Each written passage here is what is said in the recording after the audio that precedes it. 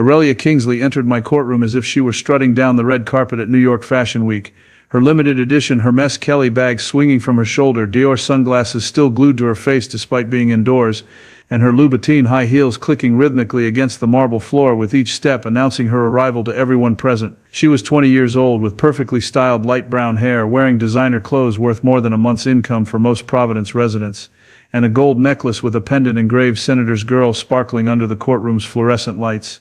In her right hand, her phone was practically glued to her palm, her meticulously manicured fingers continuously scrolling through her TikTok page, where she was still the center of attention for hundreds of thousands of followers, not even looking where she was going. She wasn't just late, she was 25 minutes late, and she couldn't care less.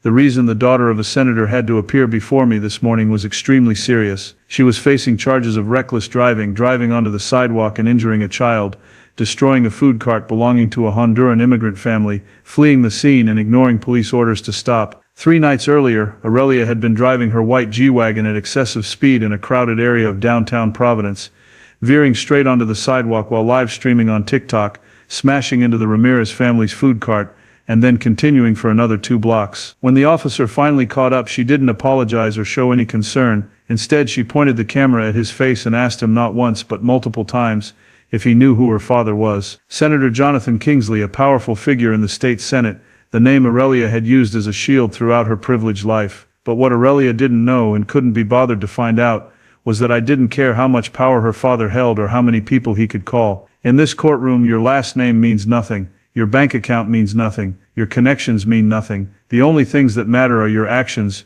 your respect for the law, and your willingness to take responsibility for them. And Aurelia Kingsley was about to learn that lesson in the most unforgettable way. The sentence she was about to receive could become the most talked about topic in political circles for years to come. This privileged young woman was about to understand that her father's influence ended at the courtroom door, and no amount of money or power could save her from justice. When Aurelia finally approached the defendant's table, the entire courtroom fell into a thick silence that only those who truly understood the gravity of the law could feel. While she remained completely oblivious, Aurelia walked up as if she were catwalking in a fashion show, her Dior sunglasses still covering half her face, her Hermès Kelly bag swaying lightly with each step, and the phone in her hand continuing to live stream, as if this were just another piece of entertainment content for her TikTok viewers. She was chewing gum noisily, popping it to one cheek, not bothering to look at anyone, not greeting anyone, completely unaware that each of her steps was tightening the atmosphere a little more. I looked at her, trying to stay calm, and said in my familiar restrained voice, "Miss Kingsley, please sit down and turn off your phone." But Aurelia only glanced at me for half a second before turning back to her screen, as if I'd just asked for the most unreasonable thing in the world. When my second request came, she reluctantly lowered the phone but didn't end the live stream, placing it on the table in a way that made it clear she held the entire proceeding in contempt. I signaled the technician to play the evidence. The large screen lit up and the dashcam footage began. Aurelia's white G-Wagon appeared, veering straight onto the crowded sidewalk at an unacceptable speed, crashing into the Ramirez family's small food cart. Items flew everywhere, metal scraped loudly against the pavement, and the child's piercing cries made the entire courtroom hold its breath. The frame switched to Aurelia's face on the live stream, not panicked, not remorseful, but with a smirk as she brought the camera close to her face and said, "Everyone chill, this cart just ran into me." I heard someone in the courtroom gasp. Aurelia did not. She sat back in her chair, legs crossed, watching the screen as if it were some funny highlight reel of herself. The video shifted to Officer Daniel Perez's body cam. He approached the vehicle, asking Aurelia to stop and present her documents. But what appeared was Aurelia waving him off, raising her phone higher, and saying in a threatening tone, "You're ruining your career." When Officer Perez repeated the request, she started the engine and fled as if the law were just a minor obstacle to speed past for fun. Sirens, radio alerts, and Perez's voice, restraining his frustration and sense of duty, echoed in the courtroom, making the already tense atmosphere suffocating. When the video ended, no one spoke for several seconds. I could sense people gripping their armrests tightly, some bowing their heads in discomfort, and others staring at Aurelia in disbelief. Aurelia just waved her hand, continued chewing her nearly flavorless gum, and said, "Too much drama." She said it lightly like the wind, but it landed like a stone in the room on the verge of shattering. I looked at Aurelia for a long moment before speaking, each word heavy as I gauged her reaction. "Do you understand the severity of your actions?" But Aurelia just raised an eyebrow, leaned back in her chair, and said with a half-smiling, half-disdainful attitude, "You're just famous online. A senator's daughter isn't scared of a city court. That statement rang out in the courtroom like a slap in the face to every value of the law, and before I could respond, her lawyer, who appeared accustomed to cleaning up after privileged kids, immediately stood up, adjusted his tie, and spoke in a smooth voice. Your Honor, my client is prepared to compensate the Ramirez family for all damages, at an amount far exceeding the actual value. We believe a civil settlement would be the most reasonable solution. I set my pen down on the desk and looked straight at him. This is criminal court, not a marketplace. The entire courtroom fell silent. I signaled the clerk to bring additional files, then read out each incident like turning pages in a long diary of arrogance. Last March, Aurelia parked blocking an ambulance at Boston Common, refused to move, and told the medical staff they could take another route because I'm busy. The summer before that, she insulted an officer in Newport when asked for documents, calling him a loser in uniform, and in just 2 years, records showed 3 instances where Aurelia used her father's name, Senator Jonathan Kingsley, to pressure hotel staff, store managers, and even a volunteer at a charity event into giving her privileges she wasn't entitled to. As soon as I finished reading, Aurelia smiled lightly and shrugged as if the list of behaviors was nothing noteworthy. Who wouldn't do that if they had power? A few people in the courtroom gasped while I kept my eyes fixed on her. That response not only showed her defiance of the law but confirmed that she was completely unaware, or simply didn't care about the consequences her actions had on others. I turned to the next file, looked directly at Aurelia, and said slowly, I will now read the subpoenaed materials. The room buzzed for a few seconds before falling silent as I held up the pages containing messages and recordings recently collected under court order. These, I began, are the messages you sent to your best friend on the night of the incident. I read verbatim, Tomorrow I'm going to turn this trial into a joke. A few people in the courtroom looked up while others stared at Aurelia in disbelief. I continued, and this Judge Caprio is a meme, not a real judge. The atmosphere froze while Aurelia tilted her head and smiled lightly as if watching herself in the video again. I set the messages aside and picked up another stack. Next, I said, are messages you sent to your father's chief of staff. I read clearly word for word. Handle this. I don't want the press bothering me. A few murmurs arose when I read that part, because it was no longer childish arrogance but clear evidence of abusing political power. But it didn't stop there. I moved to the legally obtained recording of a call from the night of the incident. Aurelia's voice played over the speakers, full of irritation and arrogance.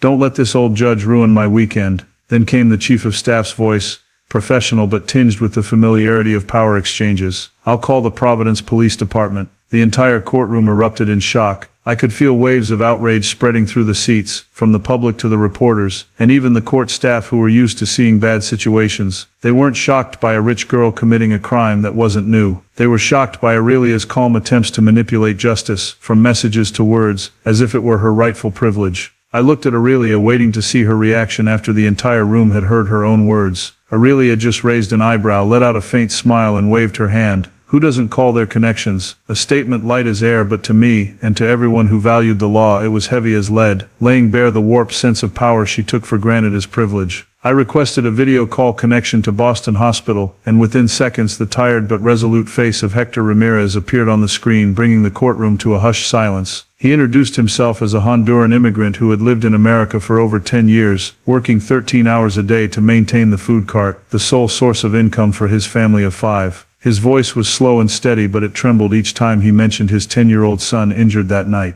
The boy was standing right next to me, he said, when her car veered onto the sidewalk. He was thrown down, his arm hitting the metal bar. He cried and shook, and I just held him, thinking that if the car had swerved just a little more, we might not be here. A few people in the courtroom bowed their heads, but Hector continued with the courage of someone accustomed to hardship. 2 days later, someone came to my home. They said they represented Miss Kingsley. They told me to sign for $12,000 and stay silent. They said if I didn't sign, I'd get nothing. They said the press would only make things worse for my family. I looked over at Aurelia just as she was fixing her hair in the reflection of her phone screen, which had stopped live streaming but was still on, as if the story of that man's pain had nothing to do with her, even 1%. I asked Miss Kingsley, do you have any response to what Mr. Ramirez just presented? Aurelia didn't look up, just sighed and said, I already gave them money. What more do they want? It's just a cart. The statement dropped into the room like a boulder. No one breathed. No one moved. Even the clerk's keyboard typing stopped. I slowly placed my glasses on the desk, a gesture anyone who had attended my court sessions knew well. Aurelia finally looked up, perhaps realizing that silence wasn't the kind she was used to hearing after her comments at parties. I repeated, each word heavy as lead. Just a cart? Aurelia shrugged and let slip another sentence that froze the entire courtroom.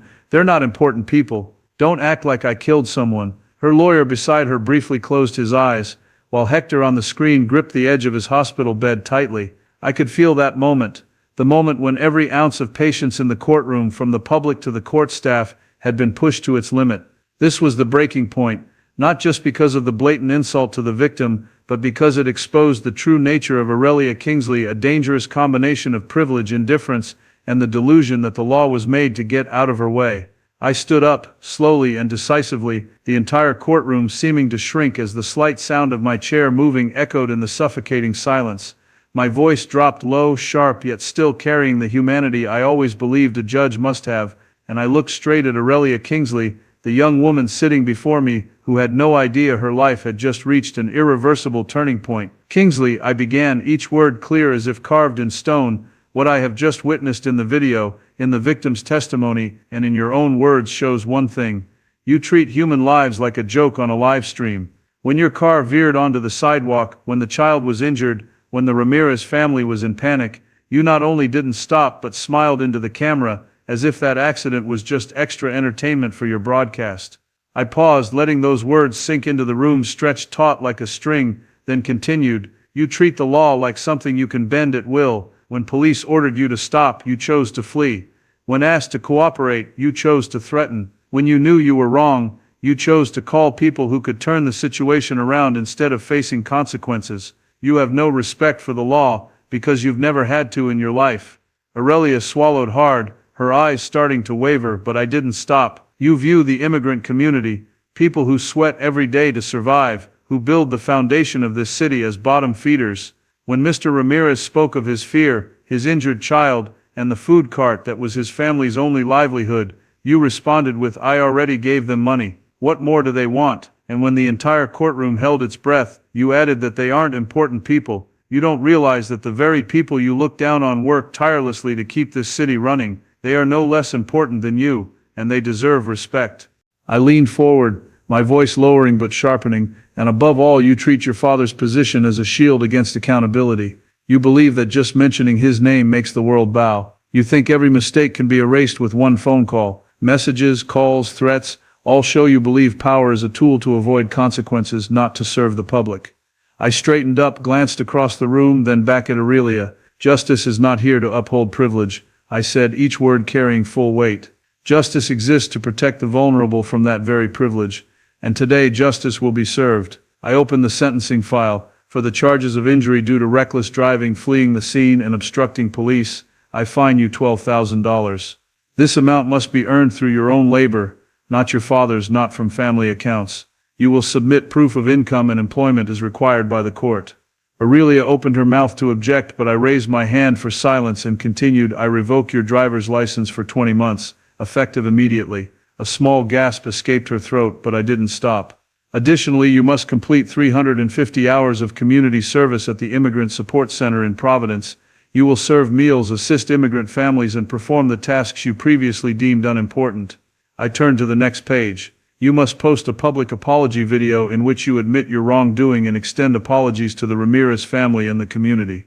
Then I looked straight at her, my voice firming, "And finally, if there is any political interference, any calls, messages, or pressure from your father's office or any powerful individual to alter this sentence, the penalties will be doubled. No exceptions." Aurelia began to cry, her shoulders shaking, her makeup smearing with tears that perhaps for the first time in her life were no longer performative. She said through sobs, "Please, please reduce it for me." But I shook my head, my voice maintaining the calm of the responsibility this chair demands. "I'm not punishing you to destroy you, Aurelia. I'm punishing you so you still have a chance to become a decent person." And with those words the sentence was sealed in the heavy silence of the entire courtroom. 3 months after the sentencing, on a damp and chilly afternoon in Providence, Aurelia Kingsley stood in the kitchen of the Southside Community Center wearing a gray cloth apron, her hands sweaty and streaked with grease on her arms, an image completely opposite to the young woman who had walked into my courtroom that day. No more designer clothes, no more Hermès bag or Dior glasses, just an oversized volunteer shirt and a tired face that no longer carried any arrogance. Every day she served dozens of hot meals to immigrant families, cleaned the kitchen, washed pots and pans, set up chairs for community activities, and then spent her evenings tutoring the kids with their English homework, tasks she had never once imagined herself touching before. But the difference wasn't in the tasks themselves, but in how she did them quietly, attentively, without complaint, as if she were trying to fill a void that the sentence had forced her to face head-on. That afternoon, as she was carrying a tray of food, a familiar voice from the doorway made her freeze.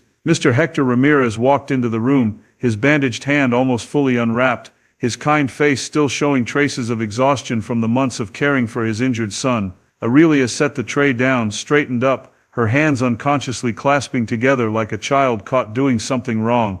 They looked at each other for a few seconds, with no noise interrupting the silence. Then it was Ramirez who broke it with a small, gentle, and more genuine smile than anything Aurelia had ever seen in her life. Anyone can change. Aurelia swallowed hard, her eyes reddening, and for the first time without hiding her emotions at all. "I'm trying," she said, her voice soft but firm for the first time, sincerely.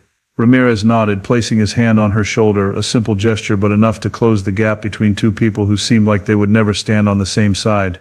And in that brief moment, amid the smell of food, the sound of children laughing and playing, and the dim yellow lights of the community center, the spirit of justice that I believe in, one that doesn't just punish but also heals, appeared clearer than ever. Sometimes a sentence isn't meant to end a path, but to open up an opportunity for someone to step onto a different one that is kinder, more compassionate, and more worthy of the life they have. Aurelia Kingsley's story reflects a very real issue in American society today: the power imbalance and how privilege can blind people to the consequences of their own actions. In the case, Aurelia used live streaming as a tool to turn a tragedy into entertainment, a familiar image in the social media era where many people, especially the young, trade responsibility for attention.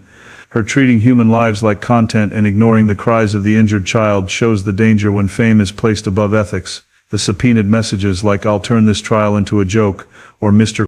Caprio is a meme" reflect a reality in America. Not a few people believe that the law can be bent by political or financial power. And the very statement, "Who doesn't call in a favor," exposes a dangerous mindset that responsibility can be evaded, that mistakes can be erased through connections. But Judge Caprio's sentence reminds us of the core principle in American rule of law. The law exists to protect the community, especially vulnerable groups like the Ramirez family, not to maintain privileges for the wealthy class. The moment Aurelia stood in the kitchen of the Southside Community Center, her volunteer shirt stained with grease, shows that change only begins when people are forced to confront reality and the people they have harmed. Meeting Mr. Ramirez again and daring to say "I'm trying" for the first time sincerely is proof that true remorse doesn't come from money, but from understanding the value of other human beings. The lesson for each of us, whether students, parents, or those in positions of power, is to remember that privilege is not a reason to be exempt from responsibility. And in a country built on the principle of equality before the law, kindness is always the true strength that moves people forward. Thank you for following the entire story. If you want to hear more emotional trials and lessons in justice from Judge Caprio, please subscribe to the channel so you don't miss any episodes. See you in the next video, where every story carries a genuine and heartfelt message.